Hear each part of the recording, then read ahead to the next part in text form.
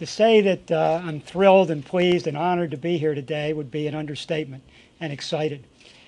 President Kennedy, you may remember, a few of you that are old enough, went to the Berlin Wall when there was still a Cold War going on and uttered 4 words in German, which have become very famous: Ich bin ein Berliner. And I can copy those words and say, Ich bin ein Cardinal. And he was trying to show solidarity, of course, for the Germans at the time when it was divided. And I think we all feel solidarity with the Cardinals. And as Dick says, we don't have a team in Baltimore. It's been about 11 years since we were close to 500. And I love baseball, and the whole office has now become Cardinal fans, and it gives us something to do past May 15th or June when the Orioles are out of it. Briefly, to tell you how we got here, this was the joining of 2 family businesses. The Cordish company has been around over 90 years and was started by my grandfather. My dad was active for over 70 years till he was 93. I have 3 sons in the business. One of them, Blake, is assigned to this project. And of course, the DeWitt family needs no introduction. When we met, I think the families share the same values. We both believe in, let's use the word longevity. The Cardinals are here to stay, the DeWitts are here to stay, and I think they wanted to bring somebody in who treats their projects with a long-term horizon. We never sell anything at the Cordish company, and so we try to build with that in mind, that we're going to be owners of it for a long, long time.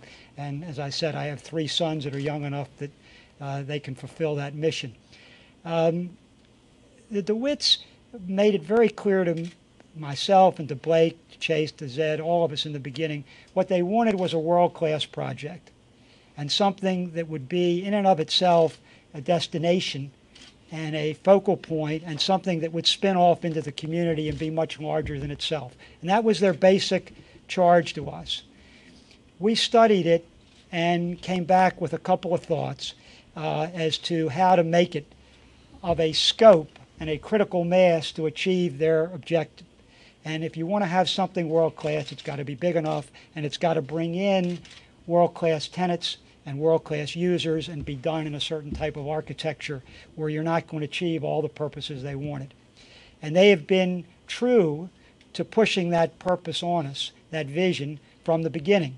And when we came back and said one of the things it's going to take to achieve that kind of vision is you're going to have to contribute your land, which is out here and it's got a little lake in it right now and dirt, and all you got to do is look out the window. And they said, if we have to contribute it, then we'll contribute it. The second thing we said to them to do this kind of project, there'll have to be a public-private partnership with the city. And we then began negotiations and discussions with the mayor and his staff. And I have to say, it hasn't been the easiest negotiations we've ever had. The cities, they think I'm tough. I think they're tough. And, but that's fine as long as you have a vision. And your mayor has the same vision that the DeWitts have. And that's what got us to where we are today. So that you can argue about this and you can argue about that. He has the same vision they do, that this has to be a world-class project and something that is really life-changing for the city of St. Louis.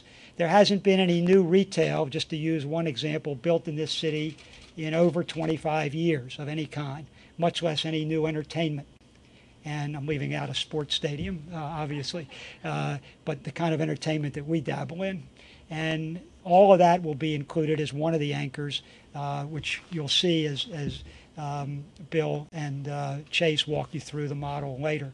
But there'll be a lot of things that'll be quite different about this project that haven't been built in the city in a long time, that are needed to help the city move to the next step. It doesn't mean you haven't done a lot of things. And I think it's remarkable, truly remarkable, how far St. Louis has come, say, in the last 20, 25 years. But you need a critical mass in one area and to give a sense of place that then spirals out and has ramifications far beyond the importance of the actual project itself. And the mayor stayed consistent to that vision. The DeWitt stayed consistent to that vision, and that's why we're here today. We are very excited, the Cordish Company, to be part of it.